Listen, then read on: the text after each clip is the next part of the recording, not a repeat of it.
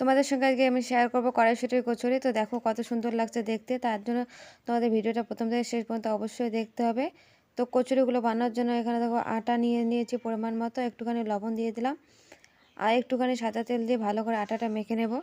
কচুরিতে যেসব মশলা দেবো সেই মশলাগুলো খালি কড়াই একটুখানি ভেজে নেব। ভাজা হয়ে গেছে, মানে বেশিক্ষণ ভাজতে হবে না, একটুখানি ভেজে নিলে হয়ে যাবে। তো ভাজা হয়ে গেছে, আমি এখন নামিয়ে নেব।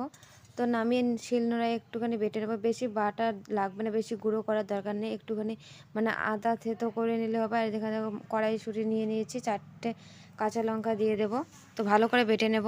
তো সবগুলো কড়াইশুঁটি বেটে নেওয়া হয়ে যায়। তো তোমরা তোমাদের ঝালের পরিমাণ অনুযায়ী লঙ্কা দেবে। আমি তো তোমাদের বলেছিলাম আমি 4টে লঙ্কা দিয়েছিলাম। এদিকে দেখো কড়াই বসিয়ে কড়াইয়ে তেল দিয়ে দিয়েছি আর কড়াইশুঁটিগুলো দিয়ে দিলাম। তো কড়াইশুঁটির পরিমাণ অনুযায়ী লবণ দিলাম। কড়াইশুঁটির পরিমাণ অনুযায়ী তোমরা লবণ, হলুদ, মশলা সব কিছুই নেবে, তাহলে টেস্টটা ভালো আসবে। তো একটুখানি ভালো করে ভেজে নেব। ভেজে নেওয়ার পর যে ভেজে রাখা মশলাগুলো বেটে নিয়েছিলাম সেই মশলাগুলো দিয়ে দিলাম। তারপর আরেকটুখানি ভালো করে ভেজে নিয়েছি। তো ভাজা কমপ্লিট হয়ে গেছে, এখন নামিয়ে নেব। আর এদিকে আটাগুলো মেখে 10 মিনিটের মতো রেখে দিয়েছিলাম। আটাগুলো আরেকটু মেখে নেবো ভালো করে, তাহলে মানে কড়াইশুঁটিগুলো খেতে খুব টেস্টি হবে। ছোট ছোট করে লেচি কেটে নেব, মানে বেশি বড় বড় করব না, ছোট ছোট করে বানাবো কড়াইশুঁটি কচুরিগুলো, তাই ছোট ছোট করে কেটে নিয়েছিলাম। এদিকে দেখো মা একটা বানাচ্ছে।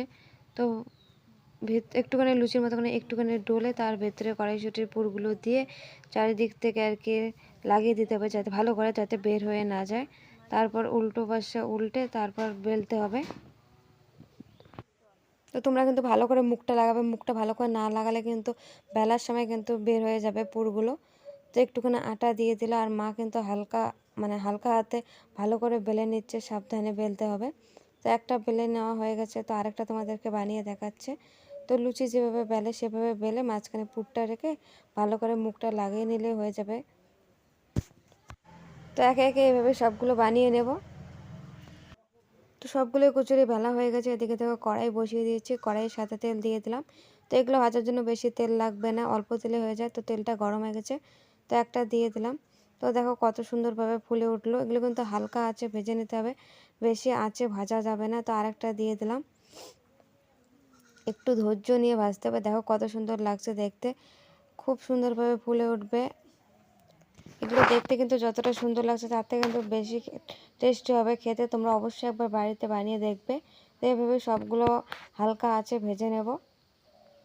তো তোমরা যদি এইভাবে একবার বাড়িতে বানাও, সব সব কচুরিগুলো কিন্তু খুব সুন্দরভাবে ফুলবে। তো দেখো কত সুন্দর লাগছে দেখতে, আর ভেতরে কিন্তু সবগুলোর ভেতরে খুব সুন্দরভাবে পুর যাবে। তো ভিডিওটা এইটুকু, আশা করি তোমাদের অনেক ভালো হলে লাইক করো, কমেন্ট করো, বন্ধুদের সঙ্গে শেয়ার করে। আর ইউটিউব থেকে দেখলে সাবস্ক্রাইব করে দিও, আর ফেসবুক পেজ থেকে দেখলে অবশ্যই পেজটা ফলো করে দিও। আর সবাই খুব ভালো থাকো।